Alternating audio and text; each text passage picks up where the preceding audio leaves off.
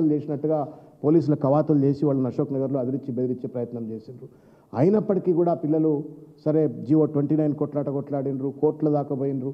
సరే prelims ఎగ్జామ్ను court ద్వారా మొత్తం నడిపించుకున్నారు. కనీసం మెయిన్స్ అన్నా సరిగ్గా కండక్ట్ చేస్తారంటే అది కూడా కండక్ట్ చేయకపోతే ఆ పిల్లల పాట ఇక ఆఖరికి ఎంత నీచానికి పాల్పడ్డది ఈ ప్రభుత్వం అంటే, బాధ్యత లేకుండా ఉన్నది అంటే ఒక్కసారి లాస్ట్ వీడియో ఒకసారి చూడండి.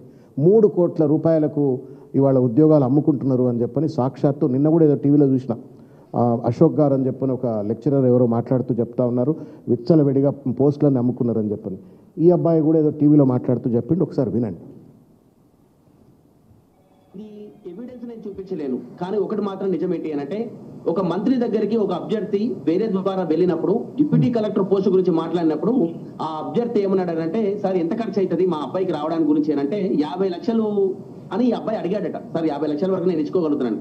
ఏం మాట్లాడుతున్నావు అబ్బా, ఒక ట్రాన్స్ఫర్కే 20-30 లక్షలు మేము తీసుకుంటున్నాము, 2-3 కోట్లు లేని గ్రూప్ 1 ఉద్యోగం ఎట్లా తీసుకుందాం అనుకుంటున్నావు అని ఒక మంత్రి అన్నాడట. సరే దీనికి నేను సాక్ష్యం చూపించలేను. మేము ఇదే క్వశ్చన్ మేము రేవంత్ రెడ్డి గారిని ప్రెస్ మీట్ మన బషీర్బాగ్ ప్రెస్ క్లబ్ లో నుంచి మాట్లాడినప్పుడు కూడా ఇదే చెప్పినాము.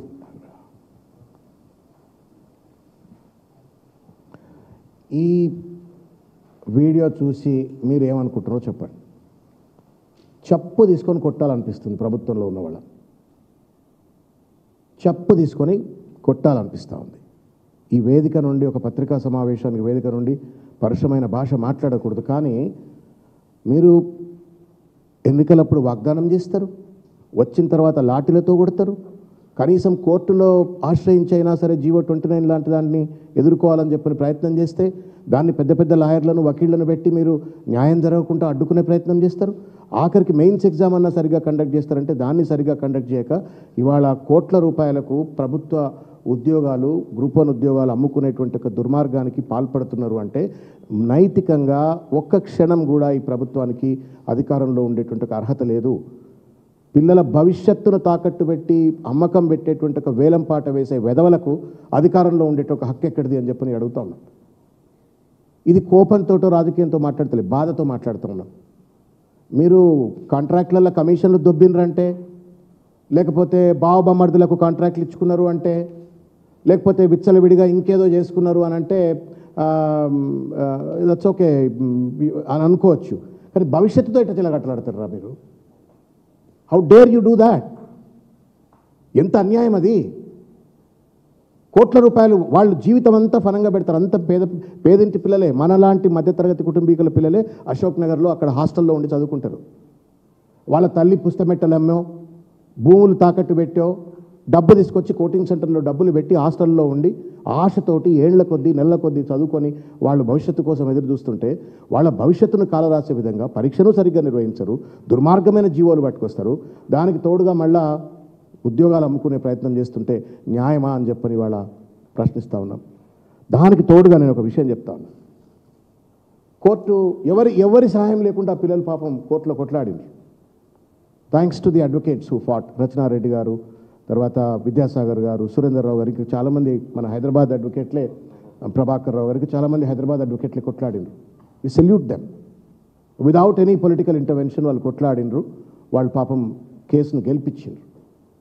మానవత్వం ఉన్నటువంటి వాళ్ళు ఎవరైనా సరే, నేను మీకు కూడా అప్పీల్ చేస్తున్నా, మీడియా మిత్రులు కూడా, మనం అందరం కూడా నిరుద్యోగులుగా ఉన్న వాళ్ళమే, యూనివర్సిటీలో చదువుకున్నటువంటి వాళ్ళమే.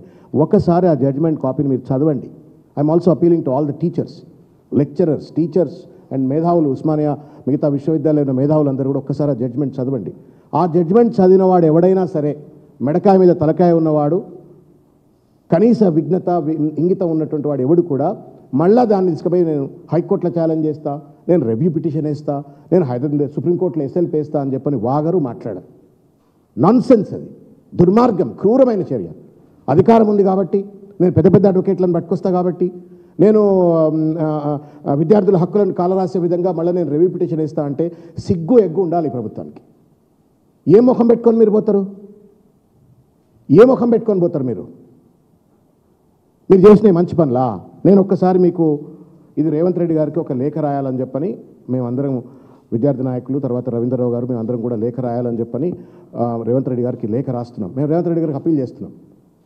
దయచేసి రేవంత్ రెడ్డి గారు, ఇది రాజకీయ సమస్య కాదు, లక్షల మంది విద్యార్థుల భవిష్యత్తుకు సంబంధించింది.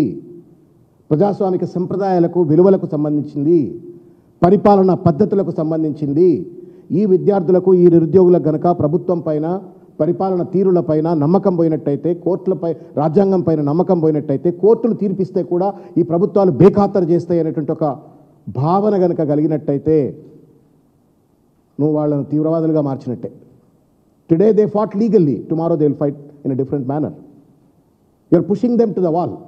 పిల్లిని కూడా రూమ్లో వేసి కొడితే ఎట్లయితే తిరగబడుతుందో ఆ పిల్లలు కూడా రేపు తిరగబడేటువంటి ప్రమాదం ఏర్పడుతుంది. కోర్టులో కొట్లాడి ప్రభుత్వం తప్పు చేసింది, టీజీపీఎస్సీ తప్పు చేసింది అని చెప్పిన తర్వాత కూడా సిగ్గు ఎగ్గు లేకుండా ఇవాళ మళ్ళా బుద్ధి జ్ఞానం లేదు టీజీపీఎస్సీకి, అందులో ఉన్నటువంటి ఒక పెద్దలకు మానవత్వం లేదు. When they resolved it seems that we will challenge. ఏం ఛాలెంజ్ చేస్తారు? మీ బొంద ఛాలెంజ్ చేస్తారు. చదివినావా ఇందులో బుర్ర Venkatesham? Have you red this? It's a slab on your face. ముఖం బలగొట్టిండ్రు కోర్టు. ఇదేమో కాన్స్టిట్యూషనల్ ఇంటర్ప్రిటేషనో లీగల్ ఇంటర్ప్రిటేషనో కాదు.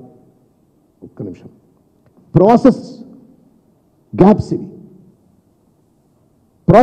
ఇవి, అనామలీస్ ఇన్ ఎవాల్యుయేషన్ ఇవి. దీంట్లో ఏమీ ఈ అడ్వకేట్ వస్తే ఒక ముచ్చట, ఆ అడ్వకేట్ ఒక ముచ్చట కాదు. ఇది చేసిన తప్పు స్పష్టంగా కనబడుతుంది. కనబడ్డట్టుగా వాళ్ళు రాసినారు.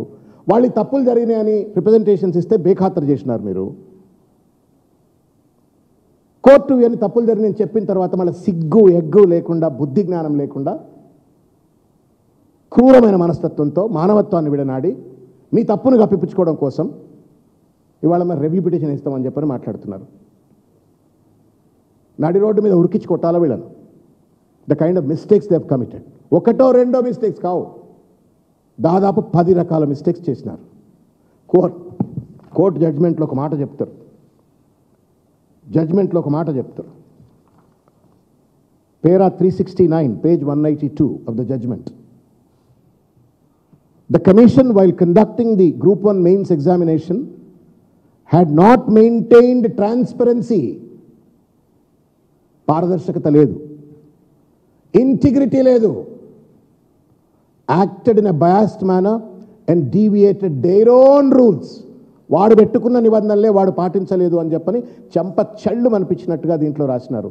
This one line is enough. Any sensible person with some wisdom to immediately cancel the exam. అది చేయకుండా మళ్ళా సిగ్గు లేకుండా ఇక మీరు సుప్రీంకోర్టుకు పోయి మీ చక్కదనాలని చెప్పుకుంటారు. ఇక రేవంత్ రెడ్డి గారి ప్రభుత్వము, టీజీపీఎస్సీ గొప్పతనం, మేము ఇంత చేసినామని చెప్పని డిఫెండ్ చేస్తారు. ఇక చేసిందే అడ్డమైన పని. ఇంకా సిగ్గు లేకుండా మళ్ళీ కోర్టులకు పోయి మీరు you want to defend this illegality, this brazen violation of your own rules. రెండో దగ్గర చెప్తాడు, పేజ్ నెంబర్ పారా 370, page 183లో, due to the commission's negligence and inefficiency, నిర్లక్ష్యం, అసమర్థత, the affected individuals are the unemployed youth of Telangana state. ఎవరు బాధితులు అంటే నిరుద్యోగ యువకులు. The commission failed in both procedural aspects and evaluation methods which is impermissible. మూడోది para 371లో చెప్తారు, పేజ్ 183లో చెప్తాడు, although there have been 2 instances of cancellation of Group 1 exam, the commission has not learnt from its previous experience. గత అనుభవాల నుండి బుద్ధి జ్ఞానం ఉన్నోడు